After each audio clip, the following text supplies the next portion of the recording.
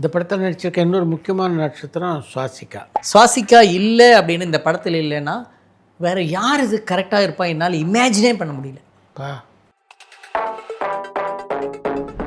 யாரோ ஒருத்தர் வராரு சான்ஸ் கேட்டு, நான் மேலே மொட்டை மாட்டில் கூப்பிட்டு போயிட்டு ரொம்ப நேரம் பேசுகிறேன். ஏன்னு தெரியல, ஆனால் அவர் பேசுகிற பாலிடிக்ஸ், அவர் பேசுகிற விதம் எனக்கு ரொம்ப பிடிச்சிருந்தது. ஆனால் நான் அவர்கிட்ட சொல்லி அனுப்புகிறேன். இப்போ அதே மனுஷர் கூட நாங்கள் ஒரு டீமாக இருக்கோம். ரெண்டு பேரும் சம்டைம்ஸ் ஏதோ ஒரு ஈவெண்ட்டில் பக்கத்தில் உட்காந்து சாப்பிட்றோம். அப்போது அதே மாதிரி ஒரு பெஞ்ச் இருந்தது. நான் அவர்கிட்ட சொன்னேன், நம்ம ஆளுங்க தானே நம்மளை இவ்வளோ தூரம் சப்போர்ட் பண்ணி கூட்டிட்டு வந்தாங்க. அவங்களுக்கு தெரியாதா அவங்களோட பெஸ்ட் ஹாலிடேஸ் நம்ம கூட தான். GT Holidays, South India's #1 travel brand.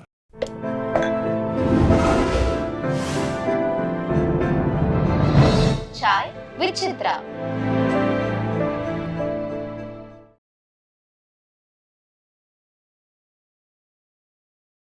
ரசிகர்களுக்கு நூறுசாமி என்ன சொல்ல போகுது?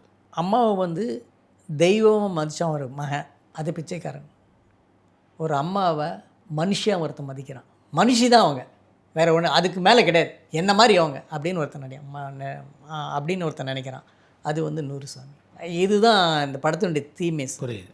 அம்மா தாய்ப்பாசங்கிற பேரில் அம்மாவோடைய லைஃப்பை எக்ஸ்ப்ளாய்ட் பண்ணிகிட்ருக்கோம் நம்ம அப்படின்னு சொல்ல போனால், அம்மா நம்மளை மாதிரியே தான் அம்மாங்கிறவங்க, நம்மளை மாதிரியே தான் ரத்தமும் சதையும் எல்லா விதமான பாசங்களும் எல்லா விதமான ஏக்கங்களும் எல்லா விதமான என்ன சொல்கிறது ஃபீலிங்ஸ் இருக்கிறவங்க ஒருத்தவங்க தான் அம்மா அப்படின்னு. உண்மையாலுமே அம்மாவுடைய கதைனா இந்த படம் தான் சார். ஆனால் ஒரு மகனுடைய பாயிண்ட் ஆஃப் வியூவில் அதை சொல்கிறோம். இந்த படத்தில் நடிச்சிருக்க இன்னொரு முக்கியமான நட்சத்திரம் சுவாசிகா. சுவாசிகா இல்லை அப்படின்னு இந்த படத்தில் இல்லைன்னா வேறு யார் இது கரெக்டாக இருப்பா என்னால் இமேஜினே பண்ண முடியல. அப்படி வண்டர்ஃபுல் ஆர்டிஸ்ட். இந்த படத்தில் ஒரு டைலாக் வரும். சுவாசிகா அழுதுட்டு உட்காந்துட்டு இருப்பாங்க. ஒரு கேரக்டர் வந்து கேட்பாங்க, யார் நீ, சிவாஜியா சாவித்திரியா, இந்த நடி நடிக்கிற அப்படிம்பாங்க. உண்மையாலுமே இந்த படத்தில் அவங்க சாவித்திரி மாதிரி இருக்காங்க. சாவித்திரியை ஞாபகப்படுத்த வச்சுருவாங்க. அருமை, பெரிய விஷயம். எனக்கு பூவுக்கு அப்புறம் என்ன மனசுக்கு ரொம்ப நெருக்கமான படம் நூறுசாமி தான். இதை வந்து நான் வந்து பிச்சைக்காரனுடைய மொழியில் சொல்லியிருக்கேன். பூ வந்து நான் அதாவது ஆர்டிஸ்டிக்காக இருந்தது இல்லையா. இதை வந்து ஜனரஞ்சகமாக கொண்டு போய் சேர்த்தணும். ஏன்னா சார், இப்போ சார் எனக்கு எல்லாருக்கும் போய் சேரணும்னு நினைப்பேன் சார். இது இந்த கேட்டகரி பீப்புள் மட்டும் ரசித்தா போதும் அப்படின்னு நான் நினைக்கவே மாட்டேன். இது வந்து என் படம் அதிகமாக ஓடுறதுக்காகவே சொல்லலை நான். நாம் ஒரு ப்ராடக்டை கொடுக்குறோம், அது அவனுக்கு புரிகிற மொழியில் சொல்லுவோமே. என்ன குறைஞ்சி போச்சு, ஒரு 2 ஸ்டெப் நம்ம கீழே இறங்குவோம், அவனை 2 ஸ்டெப் மேலே ஏற்றுவோம் அப்படிங்கிறதுக்காக அந்த சரி. அப்போ என்ன அவங்களாம் முட்டாளா இப்படின்னு ஒரு கேள்வி வரும். நீ இறங்கி சொல்லிக்கிற அளவுக்கு அவங்க முட்டாளா அப்படின்னு கேள்வியும். இது எனக்கு அது பதில் சொல்ல தெரியாது சார். ஆனால் நான் வந்து மக்கள் எந்த லெவலில் இருக்கிறாங்க, எந்த கட்சிக்கு ஓட்டு போடுற அளவுக்கு இருக்காங்க, இப்போ இப்படி எல்லாத்தையுமே வாட்ச் பண்ண வேண்டியதாக இருக்குது சார். உண்மைதான் சார். உண்மையாலுமே சார் ஜிகிர்தண்டா எனக்கு ரொம்ப பிடிச்ச படம் சார். 3 தடவை பார்த்துருக்கேன் நான். நாமக்கல்லில் போயிட்டு ஜிகிர்தண்டா பார்த்தீங்களா நீங்கள்? நான் பெருமையாக கேட்குறேன். தேட்டரில் இருந்துக்கிட்டு அவன் வந்து எதுக்கோ வந்திருக்கான் அந்த பையன், ஜிகிர்தண்டா பார்த்தியாப்பா அப்படின்னு. நான் பெருமையாக கேட்குறேன். யூத்தாக அந்த பையன், ஜிகிர்தண்டா பார்த்தியாப்பா, ஹிந்தி படம்லாம் பார்க்குறதில்ல சார் அப்படிங்கிறான். நாமக்கல்லுக்கும் மதுரைக்கும் பெரிய டிஸ்டன்ஸ். ஜிகிர்தண்டா நமக்கு தெரிஞ்ச இதுதானே சார். ஆனால் நாமக்கல்காரனுக்கு ஜிகிர்தண்டானா என்னன்னு தெரியல, ஒரு சின்ன பையன். ஸோ இது எல்லாமே நம்ம கிரகிச்சிக்க வேண்டியதாக இருக்குது. ஓகே, இந்த லெவலில் தான் இருக்காங்க. அன்பே சிவம் பார்த்தோம், நமக்கு பிடிச்சிருந்தது, ஆனால் ஓடலை. மகாநதி நமக்கு பிடிச்சிருந்தது, அது அந்த அளவுக்கு ஓடலை. இதுலேருந்தெல்லாம் தான் சார் கற்றுக்குறோம். அப்போ இங்கே ஓடுறதுக்கு என்ன வேணும்? ஓ, இப்படி நீ வந்து நின்னா இதை ரசிக்கிறாங்களா, போட்டுருவேன் சொன்னால் இப்படி கிளாப் வருதா, கழுத்தை கறக்குன்னு அறுக்கும்போது இப்படி கை தட்டுவாங்களா, இதெல்லாம் மைண்டில் ஏற்றிக்கிட்டு தான் சார் நம்ம வந்து ஓகே இவங்க இந்த மாதிரி இருக்காங்க, ஆனால் நம்ம இதை கொடுத்துடக்கூடாது, ஆனால் இவங்க இந்த மைண்ட் செட்டில் இருக்காங்க, இதை எப்படி நாம் மாற்றணும், இல்லை நம்ம வழி மாற்றணும் கொடுக்குறோம். சரி, நம்ம ப்ராடக்டை ஏற்றுக்க வைக்கணும். ஸோ அதுக்கு என்ன பண்ணணும்? அப்படி நான் வந்து ஜனரஞ்சகமாக பண்ணப்பட்ட பூ தான் 100 சாமி. 100 சாமி. உண்மை இந்த படம் முடிஞ்சு வரும்போது சார், எங்கள் வீட்டில் இப்படி ஒருத்தர் இருக்காங்களே, நான் ஏன் அப்படியே விட்டேன், சரி எங்கள் அத்தை இப்படி இருந்துட்டாங்களே, இன்னைக்கு என்ன பண்ண போகிறேன் நான், இப்படி ஒவ்வொருத்தரும் சார் ரிலேட் பண்ணிவிட்டு ஏதாவது பண்ணிடணும், பெண்களுக்கு ஏதாவது பண்ணிடணும், நம்ம அக்காவுக்கு ஏதாவது பண்ணிடணும், நம்ம சித்திக்கு ஏதாவது பண்ணிடணும், நம்ம அம்மாவுக்கு ஏதாவது பண்ணிடணும்னு அப்படி ரிலேட் பண்ணிப்பாங்க சார் இந்த படம். இந்த விஜய் ஆண்டனி ரொம்ப இயல்பாக இருந்தார் இந்த கதாபாத்திரத்தை எஸ் அதான் சொல்கிறேனே சார். உண்மையாக சொல்லணுன்னா நான் அதை சொன்னேன்னா கொஞ்சம் ஓவர் ஆகிடும், டே இது ரொம்ப ஓவர் அப்படின்னு சொல்லிவிடுவாங்க. அதனால் பேர் ஞாபகம் நான் கம்பேரிசன் சொல்ல வர. அது ஒரு படம் ரொம்ப ஐகானிக் மூவி, ஐகானிக் கேரக்டர் அது. அது அதனால் அது பேர் சொல்ல விரும்பலை. கண்டிப்பாக இந்த படத்தில் அவருடைய பர்ஃபார்மன்ஸ் பேசப்படும். ஏதோ ஒரு காலகட்டத்தில் நல்ல நல்ல கமர்ஷியல் படங்கள் பண்ணியிருக்கலாமே அப்படின்னு தோணியிருக்கா சசிக்கு? இல்லை சார், இல்லை. நான் வந்து டைரக்டர் ஆகணுங்கிறப்ப நான் இங்கே வரும்போது சார், நான் டைரக்டர் ஆகணா இல்லையாங்கிறதுக்கு டவுட்டே வந்ததில்லை சார். நான் டைரக்டருங்கிற இதில் நான் டைரக்டர் ஆகிடுவேன் அப்படிங்கிறது, டைரக்டர் ஆக மாட்டேன், ஆக போயிட்டா என்ன அப்படிலாம் நினச்சதே இல்லை சார். அந்த நினைப்பே வரவே இல்லை. கான்ஃபிடென்ட்டாக இருந்தீங்க? ஆமாம் ஆமாம். அதே மாதிரி நான் கமர்ஷியல் படம் பண்ணியிருக்கலாம் அப்படிங்கிற தாட்டேக்கு வந்ததில்லை. இப்பயும் கமர்ஷியல் படம் பண்ணுவேன் சார். அதாவது நான் எனக்கு பிடிச்ச படம் பண்ணுவேன், பாதையிலேயே அந்த கமர்ஷியல். ஆமாம், அப்படி வராது, வந்தாலும் தப்பாயிடும். அது பிச்சைக்காரன் நான் பண்ணதில்லை சார். ஒரே ஒரு இடத்துல அவர் வந்து அந்த 48 நாள் முடிஞ்சு கேரவனில் போய்ட்டு ட்ரெஸ் எல்லாம் மாற்றிட்டு வந்துடுவார். அந்த பிறகு ஜஸ்ட்டு முன்னாடி அப்போ தான் பணக்காரன்னு தெரியும். அந்த எனக்கு கொஞ்ச நேரத்துக்கு முன்னாடி டே பிச்சைக்காரன் நான் என்ன தொடரையாடன்னு சொல்லி தட்டின அந்த உதச்ச இன்ஸ்பெக்டரு இப்போ பணக்காரன்னு தெரிஞ்ச உடனே அவன் வந்து கை பிடிச்சிப்பான். சாரி சார் நீங்கள் யாருன்னு தெரியல அப்படிமா. அப்போ அவர் சொல்லுவார், இத்தனை நாள் பிச்சைக்காரனாக இருந்தப்போ எனக்கு நான் கேவலமாக ஃபீல் பண்ணதில்லை, ஆனால் இந்த நிமிஷம் நான் ஒரு பணக்காரனாக இருக்கிறதுக்கு அருவருப்பாக ஃபீல் பண்ணுறேன் அப்படிமா. இதுதான் சார் நான் இது சொன்னதுனாலே எனக்கு அந்த படம் ஓகேடா நான் இருக்கேன்டா, ஓகேடா இந்த இடத்துல நான் இருக்கேன்டா, ஓகேடா சார். இப்போ எங்கள் வீட்டுக்கு க்ளீன் பண்ண வராங்க, 7 மெய்ட் வராங்க. அவங்க காலை கூட்டும்போது நம்ம பேப்பர் ஹிந்து படிச்சுக்கிட்டே நம்ம மேலே கையை காலை தூக்குறோம். அவங்க பேத்தி வருது, பேத்தி வந்து இருக்கும்போது என் பொண்ணு சாக்கிற சாக்லேட்டு ஏன் அந்த பொண்ணு சாப்பிட மாட்டேங்குது, என் பொண்ணு படிக்கிற ஸ்கூலில் ஏன் அவங்க படிக்க மாட்டேங்குது, அதுக்கு நம்ம என்ன பண்ணணும் இப்படிங்கிற ஒரு தாட் போயிட்டாவது வரணும்ல சார். அது நம்ம ஏதாவது பண்ணுறோமா, குழந்தைங்களுக்கு ஏதாவது பண்ணுறோமா இல்லைங்கிறது அப்புறம்.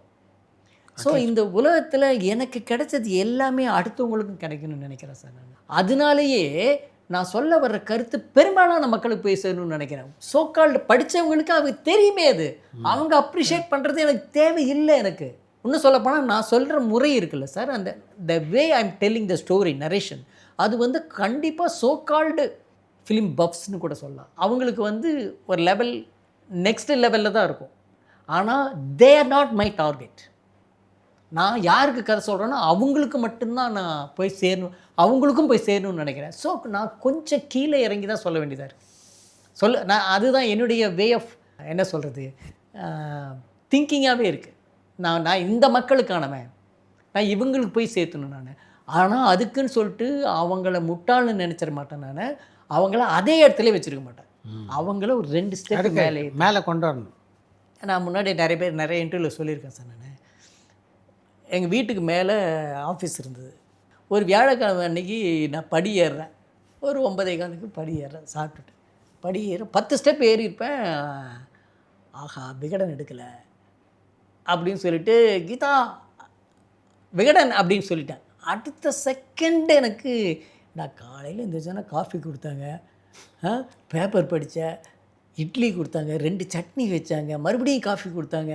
ஏன்னா இவ்வளோ கொடுத்து அனுப்பிச்சிட்டு பிறகு மறுபடியும் வேலை வாங்குறியாடா நீ அப்படின்னு சொல்லிவிட்டு அடுத்த செகண்ட் நீ வராத நான் வரேன் அப்படின்னு சொல்லிவிட்டு 2 ஸ்டெப் இறங்கிட்டேன். அவங்க ஏன்னா புருஷன் வேலைக்கு போகிற அப்படி போயிட்டு திரும்ப வர வேண்டாம், இவன் எப்போ கதை பண்ணி எப்போ படம் பண்ணுறது அப்படிங்கிறதுல அவங்க வந்து நீ திரும்ப வராதிங்க அப்படிங்க இருங்க நீங்கள் அங்கேயே இருங்கன்னு சொல்லிட்டு அவங்க 2 ஸ்டெப் மேலே ஏறுறாங்க. அவங்களுக்கு ஒரு வேலைக்கு போனவன் இவன் திரும்ப வரக்கூடாதுன்னு அவங்க நினைக்கிறாங்க.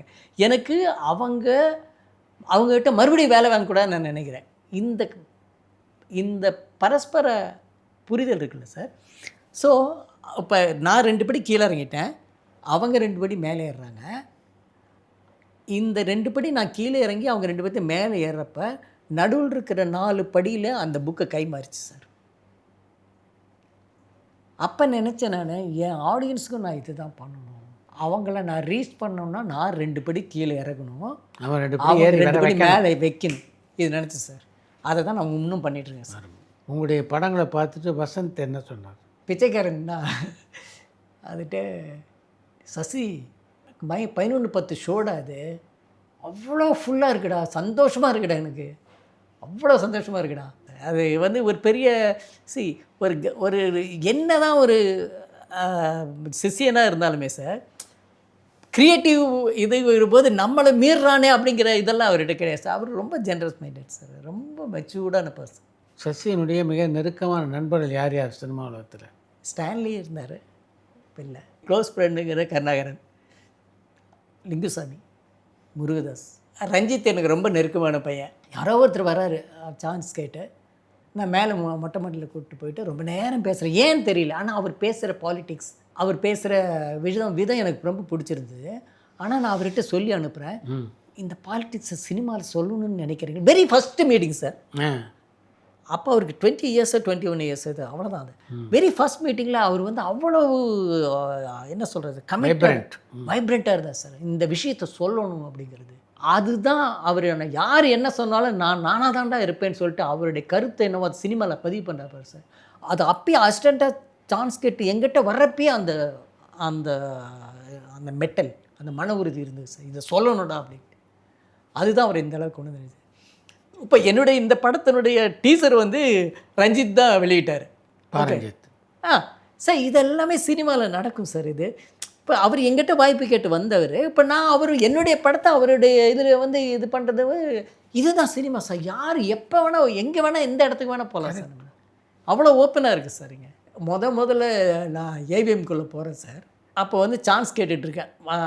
வசந்த் சார் எல்லாம் மீட் பண்ணல. யார் அப்போ ஒரு டைரக்டர்கிட்ட போயிட்டு இருந்தப்பா, இஸ் நோ மோர் சார். நான் போனப்போ திடீர்னு அவர் எப்பயும் சரி வாப்பா நீ நாளைக்கு வாப்பா வந்த சல்யூட் அடிப்பேன், சரி வாப்பா நாளைக்கு வாப்பா அப்படின்றாரு. நாளைக்கு வருவேன், மறுபடியும் சார் அடுத்த வாரம் வாப்பா அப்படிம்பாரு. நான் மறுபடியும் போவேன். ஒரு நாள் திடீர்னு ஏவிஎம் போகலாம் வான்னு சொல்லிட்டு ஏவிஎம் கூப்பிட்டு போகிறாரு. ஐயோ ஏவிஎம்குள்ளே போகிறோம்.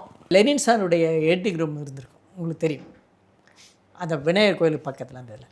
அது அவர் வந்து இந்த டைரக்டர் உள்ளே போனவர் போகிறப்ப அப்போ தான் தெரியுது. இவர் போனவொடனே ஒருத்தர் வந்து கேட்குறாரு, என்ன படையோட வந்திருக்கீங்க? அவருடைய அசிஸ்டண்ட் ஒருத்தர், நான் வந்து அன்ஆத்தரைஸ்டு. ஓகே இவர் யார்? இல்லை ரெண்டு ஒத்தப்படையில் போகணுன்னு நினச்சேன், அதனால் மூணாவதெல்லாம் கூப்பிட்டு வந்தேன் அப்படிங்கிற என்ன முன்னாடி வச்சுக்கிட்டேன். ஒத்தப்படையில் போய் 2 பேராக போக வேண்டாமே, ஒத்தப்படையில் போகணுன்னு பார்த்தா அதனால் கூப்பிட்டு வந்தேன் அப்படின்னாரு. சரின்னு சொல்லிட்டு அவங்க 2 உள்ளே போய்ட்டு போகும்போது சார் உட்காந்துருக்காரு பாரு, அவர் பாத்தில் போய் உட்காரு அப்படின்னு சொல்லிட்டு போயிட்டார். அவர் யாருன்னு பார்த்தா மணி சார். அவர் வந்து லெனின் சாருடைய எடிட்டிங் ரூமில் உள்ளே இருக்க எடிட் நடந்துகிட்ருக்கு. அப்போல்லாம் மூவியால் நடந்துகிட்ருக்கு. இவர் வந்து வெளியே இருக்கிற பெஞ்சில் உட்காந்துருக்காரு. எனக்கு மணி சார்னு தெரியுது. நான் அப்பயே மௌனராகலாம் சேலத்தில் பார்த்து அப்படி பயங்கரமாக இதில் இருக்க பிரமிச்சு போய் நாயகன்லாம் பார்த்து பிரமிச்சு போய் வந்து நிற்கிறேன். இவர் இந்த டைரக்டர் அவர் மணிரத்னம்னே தெரியல அவருக்கு. அவர் அந்த ஆள் உட்காந்துருக்காரு, அங்கே போய் உட்காந்து நான் அப்படியே நடுங்கி நின்றுருக்கேன். எப்படி உட்காருப்பா அப்படின்னு சொல்லிட்டு போயிட்டார் அவர்.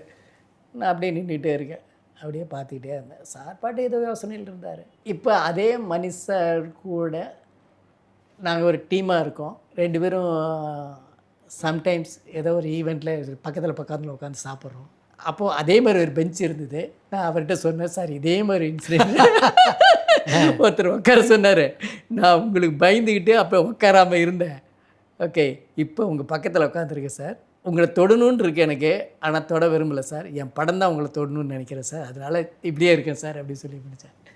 ஸோ இது எல்லாமே நம்ம ப்ராடக்ட் தான் கொண்டு போய் சேர்த்தோம் சார். நாம் என்னவா இருக்கிறோமோ இது கொண்டு போய் சேர்த்து, அதுதான் அடையாளம். வேறு ஒன்றுமே தேவையில்லை சார். நீங்கள் வந்து பணம் வேணுங்கிற அவசியம் இல்லை சார். இன்னும் நீங்கள் கரெக்டான ஒரு படம் நல்ல படங்கள் பண்ணிகிட்டு இருந்தாலே போதும் சார். அது money is a by product sir. அது வந்துடும், அது எப்படியாவது வந்துடும் சார். இந்த பயணம் எந்த அளவு நிறைவாக இருக்குது சசிக்கு? இதை 555 கதை சொல்கிறீங்க. கருணாகரன் வந்து என்னை அல்லு அர்ஜுன்ட்ட கூட்டு போன அப்படியே அவர் கதை கேட்டார்.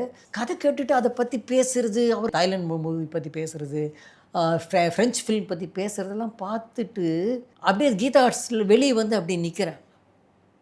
கருணாகரன் தம்பி நின்றுதான், சிவா இவ்வளோ பெரிய பணக்காரங்க இவங்க. இவர் பிறக்கும்போதே சிரஞ்சீவியோடைய சொந்தக்காரராக தான் பிறந்திருக்காரு. இவர் இன்னும் இவ்வளவு ஆர்வத்தோட சினிமாவை பற்றி தெரிஞ்சுக்கிறதோ, சினிமாவில் இவ்வளோ வரணும் அப்படின்னு நினைக்கிறதெல்லாம் சத்தியமாக என்கிட்ட இருக்குமா இல்லைன்னு தெரியாது.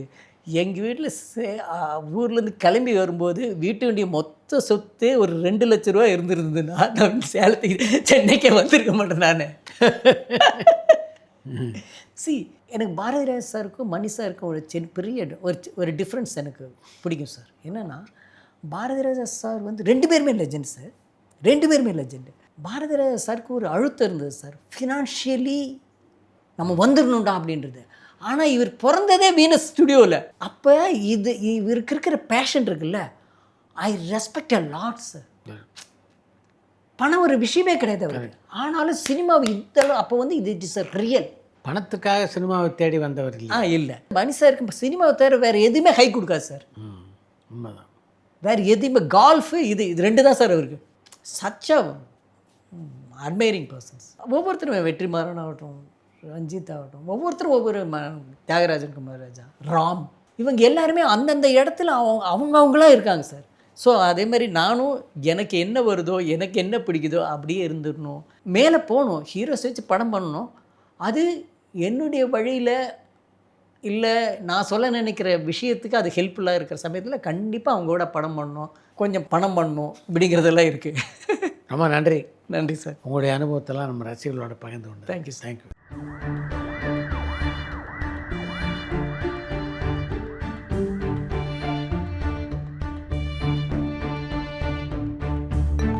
பரபரப்பான சினிமா செய்திகள், நட்சத்திரங்களின் பேட்டிகள், சினிமா வரலாறு ஆகியவற்றை பார்க்கவும் படிக்கவும் உங்களுக்கான இணையதளம் touringtalkies.co.